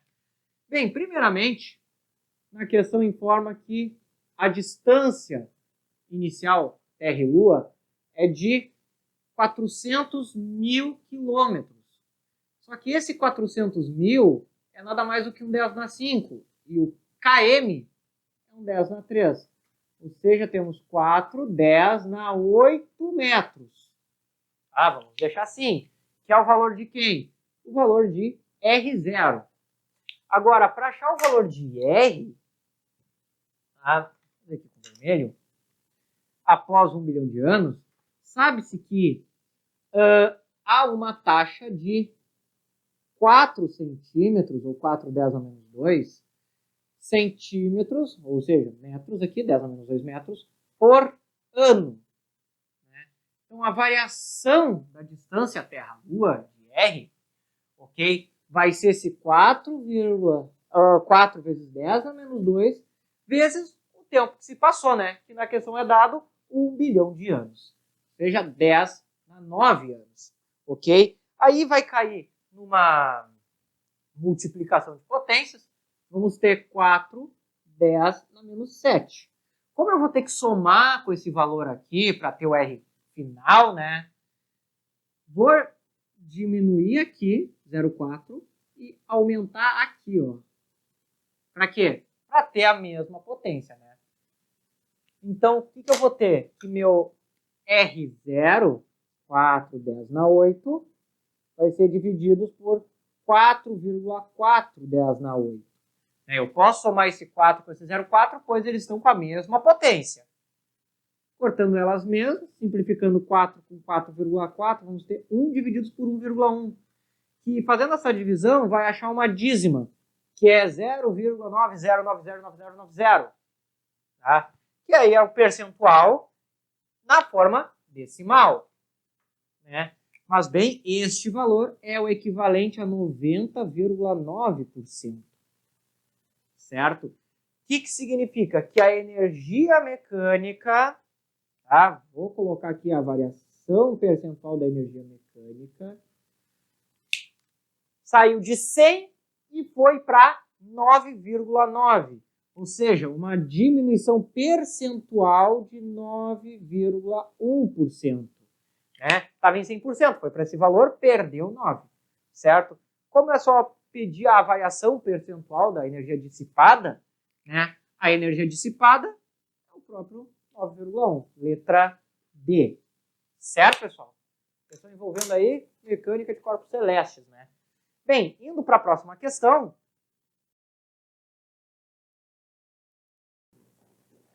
Bem, pessoal, aqui uma questão vai envolver impulso com a função horária da posição do MRUV, ok? Que vai falar justamente da força exercida sobre a bola, ok? E bem, o que eu tenho ali é o intervalo de tempo de chute, tá? E a massa da bola, 0,400 gramas, e né, já passando para quilograma, 0,4 quilogramas, ok? Bem, para encontrar a força aplicada sobre a bola, ok? Ou melhor, os vetores, forças, né? Porque a gente vai ter uma força resultante com uma certa inclinação, mas ela está sendo dividida em uma componente J e uma componente I, usando a notação de vetores unitários, né? Certo? I para a componente X, J componente vertical, componente Y. Ok? Bem, para encontrar o valor dessa força, iremos usar o teorema do impulso, onde o impulso é igual à variação da quantidade de movimento. Nisso, impulso sendo força vezes o intervalo de tempo de chute, ok? Isolando a força, nós temos aqui a seguinte expressão: a variação da quantidade de movimento divididos pelo intervalo de tempo que levou para ser feito o chute, né? O tempo de contato entre o pé e a bola, ok? Bem, como a velocidade inicial é 0, então a quantidade de movimento inicial vai ser 0 também. Então aqui nós vamos ter simplesmente mv sobre o intervalo de chute. Aí no caso, né, para achar FI, M, VI, tá? Vetor unitário I, divididos pelo intervalo de chute. Para acharmos FJ, massa vezes velocidade J, divididos por intervalo de tempo de chute. Ok? Então, como nós temos já massa o intervalo de tempo, ok? Nós devemos encontrar as velocidades, tá? As componentes I e J da velocidade. Okay? Como fazemos isso? Vamos fazer em separado. Né? Começando pela componente I, certo? Como a questão envolve um movimento oblíquo, né, devido à interação gravitacional G, a constante durante todo o intervalo de tempo, tá? Essa componente horizontal, ela age como um simples MRU. Então, a velocidade V I, a componente I da velocidade, vai ser igual a distância percorrida I, na direção I, divididos pela o intervalo de tempo que levou para percorrer essa distância. Nisso, temos que ver I é os 20 metros divididos pelo intervalo de tempo 1, isso na direção I. Ou seja, a velocidade, o componente VI, vai ser 20 metros por segundo. Né? Colocando aqui, conseguimos encontrar já a primeira força. Agora, para encontrar a componente, a velocidade inicial J, certo? Bem, como é que vamos proceder? Temos aqui nada mais do que um movimento oblíquo. Então, temos a seguinte expressão: y igual a y0 mais v0y, aqui que seria o v0j, mas vou colocar em módulo somente, mais, ou melhor, menos g, né, pois a gravidade está toda em sentido oposto ao movimento vertical, tempo ao quadrado sobre 2. Tá? Como a posição inicial vamos considerar zero, podemos cortar. V0y, bem, é a velocidade inicial, que é o que queremos encontrar. V0y vezes t. Tá? V0y é o que nós queremos encontrar. O tempo que levou para acontecer este movimento. E o y, a distância vertical, os 2 metros. Então temos 2 metros igual a V0y vezes o tempo 1 menos 10 vezes 1 ao quadrado divididos por 2. Aqui vai dar 5.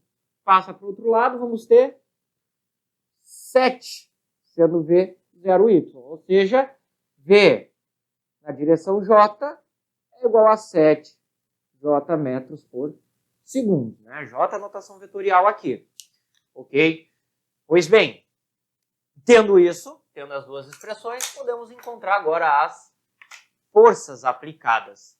Ok? Para depois encontrar a força resultante. Tá? Bem, então, F na direção I vai ser massa 0,4 vezes a velocidade 20 divididos pelo intervalo de tempo, que é de 0,1 segundos. Isso na direção I. Ou seja, a força na direção I é igual a 80, fazendo essa divisão, newtons na direção I. Tá? Temos a primeira aí. A segunda aqui, então, né, fazendo o mesmo cálculo, F na direção J, 0,4 vezes 7, divididos por 0,1. Opa, 0,4. O que vai dar valor aqui de FJ, 28 newtons na direção J. Logo, a nossa força resultante aplicada sobre a bola pelo chute é de 80 newtons na direção I, mais 28 J, ou melhor, 28 newtons na direção J. Alternativa de letra E. Certo, pessoal? Questãozinha envolvendo aí o teorema do impulso e, né, a cinemática, ok? Então, bem, voltando à próxima questão aí para vocês. Próxima questão, equilíbrio, corpos extensos, né, envolvendo aqui novamente a ideia do torque, mas aqui um pouco mais simplória. Temos ali um ângulo θ e, devido a esta corda, tá, vamos ter aqui uma força de tração. No ponto médio, a barra homogênea, a força gravitacional, mg. E, devido aos contatos, vamos ter uma força de reação normal aqui da parede. Né? Claro, eu coloquei inclinada dessa maneira porque temos uma compensação vertical e uma horizontal, certo? Pela simetria do problema, tá? Pois vemos que a força-peso está exatamente no centro geométrico e as forças estão exatamente... como é que eu posso dizer? Estão nos dois extremos, tá? Posso muito bem considerar o seguinte, um sistema onde essas duas forças N e T são iguais, né? Claro, se não fosse essa simetria, se tivesse algum corpo aqui alocado acima, eu já teria que fazer outras considerações, mas pela simetria posso partir desse princípio, né? Segundo ponto é encontrar a tensão partindo da ideia do equilíbrio, ok? Como? Aqui vai ser o nosso eixo de rotação, tá? Supondo o tamanho da haste x, o peso está concentrado numa região x sobre 2, nas ideias de torque, ok? Como é que eu posso fazer isso então? Veja só, o torque da força de tração no fio tem que ser igual ao torque da força-peso, mg, para manter o equilíbrio. Pois se o eixo está aqui, o eixo de rotação, essa força normal não produz torque, não vai fazer ela girar, mas peso e a tensão sim. Ok? Bem, partindo das expressões do torque vai ser então o quê? D, que nesse caso é x, vezes a força de tração, vezes o seno daquele ângulo θ. Lembrando que o torque é feito apenas pela componente vertical do vetor força. Então, eu vou pegar o Ty aqui, por exemplo, que é, na verdade, T seno de θ, o cateto oposto, igual o torque do peso, que é mg vezes x sobre 2. Podendo cancelar x dos dois lados, isolando o seno, tenho que T é igual a mg sobre 2 seno de θ. Como pela simetria concluímos que a normal é igual à tensão, então está aqui o valor da força normal, a força aplicada pela parede, né? Corresponde à letra D. Certo? Questãozinha de torque aí. Indo agora para a penúltima questão. Bem, questão envolvendo torque aqui novamente, né? Pede para eu calcular qual é o valor desse x para que o torque seja equivalente, tá? Caso ele tivesse 100 kg e estivesse aqui, tá? Bem, primeiramente, vamos supor o torque, tá? Para 100 kg, que seria igual então ao quê? Aos 40 centímetros, 0,4 metros, vezes a força-peso desses 100 kg, ou seja, 1.000. Então, 400 Nm é o torque que eu tenho que produzir, tá? Só que, claro, não com essa configuração, mas com a configuração onde eu tenho uma distância, que aqui eu não vou chamar de x, eu vou chamar de uma distância d, onde eu tenho esse meu valor d vezes o peso do motorista, né? Como a massa dele é 80 kg, o peso vai ser 800. E este torque tem que ser igual a 400 Nm por metro, né? Porque aí eu tenho que criar esse mesmo torque. Eu quero fazer a mesma situação com uma força e uma distância diferente. Passando 800 dividindo, vamos ter que D é igual a 400 sobre 800, que é igual a 0,5 metros. Ou seja, 50 centímetros. Se este valor é 50 centímetros, né, então só x sendo 10. Então o valor de x ali que eu tenho, colocar mais, é de 10 centímetros, ou Alternativa de letra B.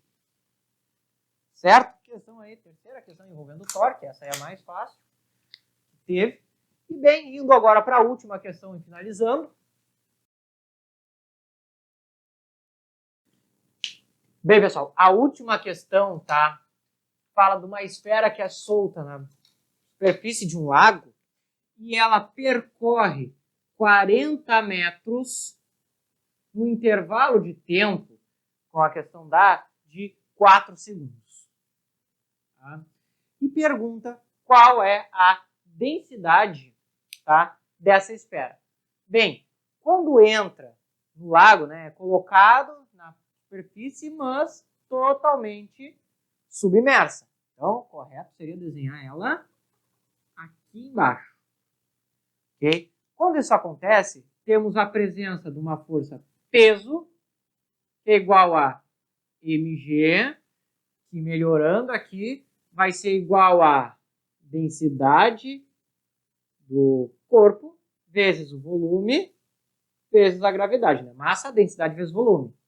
Mas também vai haver a presença de uma força de empuxo, onde esse empuxo é igual à densidade do líquido vezes a volume vezes o G gravitacional, certo?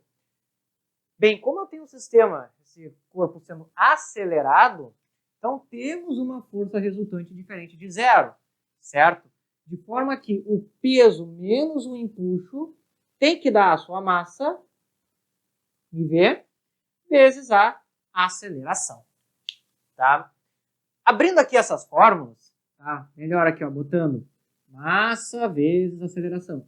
Abrindo o peso, como eu fiz aqui, vou ter m, v, g, menos empuxo, L vezes v, g, igual massa vezes aceleração, que vai ser m, v, que é massa, vezes a aceleração. Ok? Bem, aqui uma coisa que dá para fazer é cortar o v de todos os termos, certo? E tendo então o quê? Mi G. Isso aqui eu vou passar para o outro lado, vai ficar menos Mi A. Igual a, isso aqui passa somando Mi L vezes G. Tá? Botando Mi em evidência, vai ficar G menos A igual a ML G. ML é a densidade do líquido.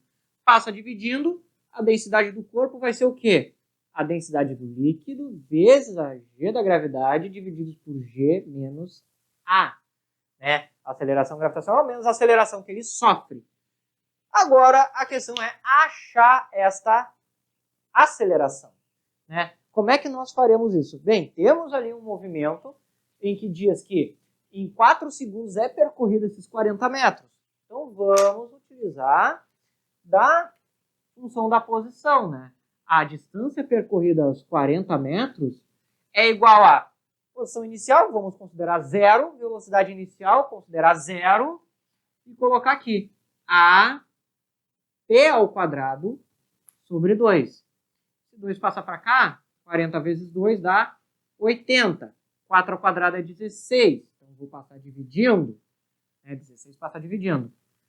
16 por 8, 5. 5 metros por segundo ao quadrado. Ok? E daí, aplicamos aqui e finalizamos. Olha só. Densidade do corpo vai ser a do líquido. 10 na 3.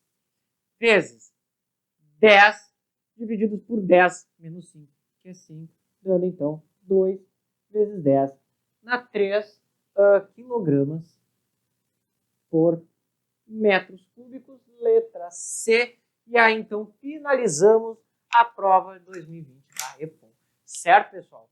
Bem, espero que eu tenha ajudado vocês. Se vocês gostaram da resolução, peço que curtam, compartilhem, se inscrevam no canal. E, bem, dúvidas ou sugestões podem colocar nos comentários aí, certo? E, bem, pessoal, por hoje era isso. Desejo a vocês bons estudos e até a próxima!